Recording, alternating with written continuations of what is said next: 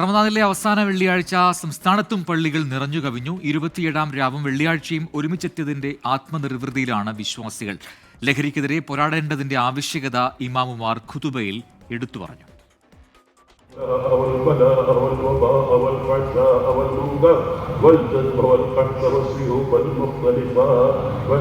ഈ വർഷത്തെ റമദാനിലെ അവസാന ജുമാ നമസ്കാരമായിരുന്നു ഇന്ന്.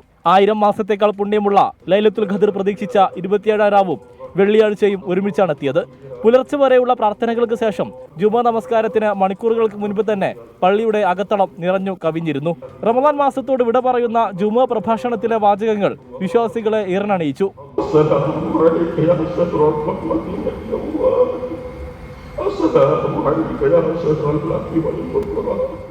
റമദാനിൽ കൈവരിച്ച വിശുദ്ധി തുടർന്നും കാത്തുസൂക്ഷിക്കാൻ ഇമാമുമാർ വിശ്വാസികളോട് പറഞ്ഞു. ലഹരിമുക്ത ജീവിതത്തിന്റെ പ്രാധാന്യം ഇമാമുമാർ വിശ്വാസികളെ ഉത്ബോധിച്ചു. റമദാനിൽ ഇനി ശേഷിക്കുന്ന 2-3 ദിനരാത്രങ്ങൾ ഇത്തികാഫ് ഉൾപ്പെടെയുള്ള ആരാധനകളിൽ ഏർപ്പെടുകയാണ് വിശ്വാസികൾ. 24 മലപ്പുറം.